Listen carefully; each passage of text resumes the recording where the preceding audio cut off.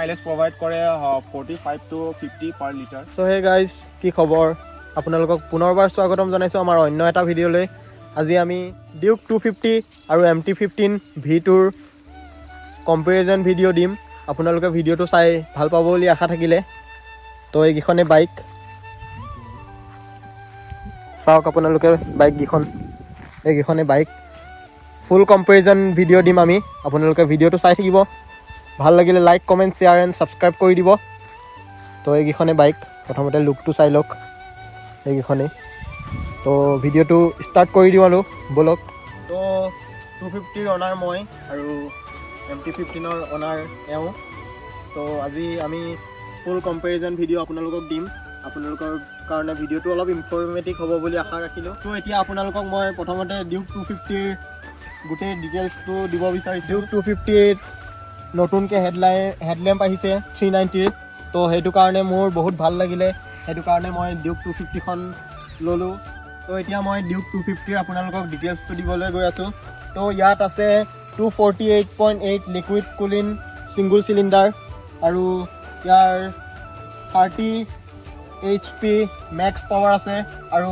24 Nm max torque আছে চ' ইয়াত আছে 6 স্পীড গিয়াৰ বক্স আৰু ডুৱেল চেনেল ABS আৰু ইয়াত আছে 185 গ্ৰাউণ্ড ক্লিয়াৰেঞ্চ তো আপোনালোকে চাব পাৰে গ্ৰাউণ্ড ক্লিয়াৰেঞ্চটো 185 আৰু টেংক কেপাচিটি হ'ল 13.5 লিটাৰ তো আপোনালোকক লং ৰাইডত অলপ হেল্প কৰিব বেছি হেল্প নকৰে অলপ হেল্প কৰিব তো ইয়াৰ চিট হাইটটো আছে 823 আপোনালোকে হাইটটোও দেখাম উঠি মেলি তো ভিডিঅ'টো চাই থাকক ইয়াৰ ৱেইটটো হ'ল 161.9 ৱেইটটো চ' আপোনালোকক চিটিত ধুনীয়াকৈ কমফৰ্ট দিব MT15 V2ৰ ডিটেইলছটো দিব তো আপোনালোকে ভিডিঅ'টো চাই থাকক ইয়াৰ ইঞ্জিন হৈছে 155cc BS6 ইঞ্জিন হয় 18.4 HP 10,000 RPM আৰু 14.1 Nm 7,500 RPM আৰু 6 স্পীড গিয়াৰ বক্স হয় ছিংগল চিলিণ্ডাৰ হয় ছিংগল চেনেল ABS হয় ফ্ৰণ্টত আছে ABS তো এতিয়া আমি দুইখন বাইকৰে অভাৰঅল এটা কথা ক'ব গৈ আছোঁ দুইখনতে আমাৰ LED ছেটআপ আছে এইখনতো DRL LED আৰু হেডলেম্পো LED আছে চ' MT2 LED আছে DRLও LED আৰু মেইন হেডলেম্পটো LED হয় কিন্তু MTত এখন আফটাৰ মাৰ্কেট লগাই থৈছে Duke 200ৰ ইণ্ডিকেটৰ এইখনত প্লাছ হেণ্ডেলবাৰ আৰু প্লাছ হেণ্ডেলবাৰো ডিউকৰ লগাই থৈছে কিন্তু এইখনত পায় আপোনালোকে বাল্ব পায় ইণ্ডিকেটৰ আৰু ডিউকত পায় ফুল LED ছেটআপ ইণ্ডিকেটৰ আৰু তো ইয়াৰ বেক চাইডে টেইলটো ফুল্লি LED হয় টেইল লাইটটো ব্ৰেক লাইটটো ফুল্লি LED আৰু MTটো ফুল্লি LEDয়ে পোৱা যায় তো আমি এতিয়া ডিউকৰ বেক চাইডৰ টায়াৰটো হ'ল 150/60 আৰু MTৰ হ'ল তো MTৰ ৰেয়াৰৰ টায়াৰটোৰ চাইজ হ'ল 140/70 আৰু MTৰ ফ্ৰণ্ট টায়াৰটোৰ চাইজ হ'ল 100/80 ডিউকৰ ফ্ৰণ্ট টায়াৰৰ চাইজ হ'ল 10/70 110/70 তো ডিউকত মাইলেজ প্ৰভাইড কৰে 25 to 28 পাৰ লিটাৰ আৰু MTত মাইলেজ প্ৰভাইড কৰে 45 to 50 per liter প্ৰাইচটো হ'ল যিহেতু মই কেছত লৈছোঁ সেইকাৰণে এখন অন ৰোড আছিলে 266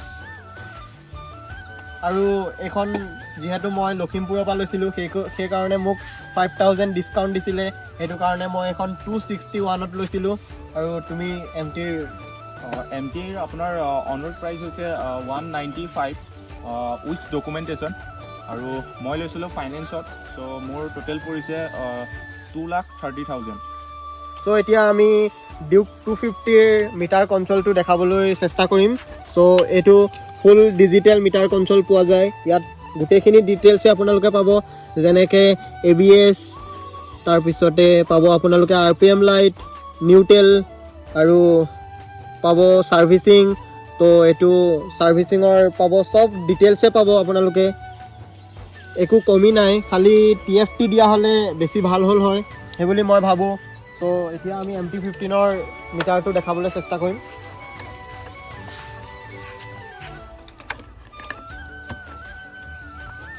চ' MT15ৰ ডিজিটেল মিটাৰ হয়। Duke 250তকৈ ইয়াৰ চাইজটো অলপ ডাঙৰেই হয়। চ' ইয়াৰ ভিজিবিলিটি বহুত ভাল হয়। আগৰ BS4 মডেলতকৈ BS6ৰ যোনটো মিটাৰ হয় তাৰ ভিজিবিলিটি বহুত ভাল হয়। ত' এতিয়া আমি দুইখনৰে এক্সজষ্ট চাউণ্ডটো শুনাবলৈ চেষ্টা কৰিম। ত' মই প্ৰথমতে Duke 250ৰ এক্সজষ্ট চাউণ্ডটো শুনাইছোঁ আপোনালোকক।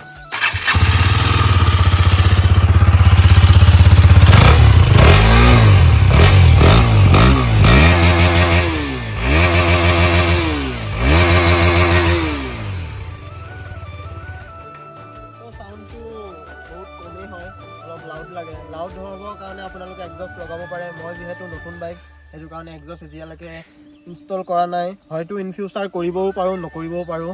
তো এতিয়া MT15ৰ এক্সজষ্ট চাউণ্ডটো শুনি লওক।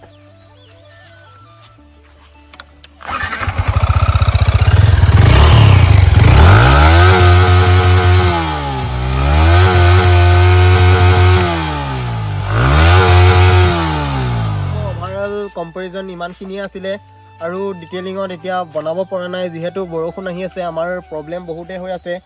তো ভিডিঅ'টো যদি ভাল লাগিলে লাইক, কমেণ্ট, শ্বেয়াৰ, ছাবস্ক্ৰাইব কৰি দিব। আকৌ এটা নতুন ভিডিঅ'ত লগ পাম সকলোকে। চ' তেতিয়ালৈকে বাই। নতুন মেম্বাৰ আহিছে যদি আপোনালোকে ছাবস্ক্ৰাইবটো কৰি যাব। আপোনালোকৰ মৰমবিলাকে আমাক বহুত উৎসাহ কৰে, যিহেতু আমি ইমান কষ্ট কৰি আছোঁ। আপোনালোকে অলপ মৰম দিব। চ' এতিয়া দুইখনৰে এটা চিনেমেটিক চাই লওক আৰু ভিডিঅ'টো এণ্ড কৰোঁ আৰু। Bye bye guys.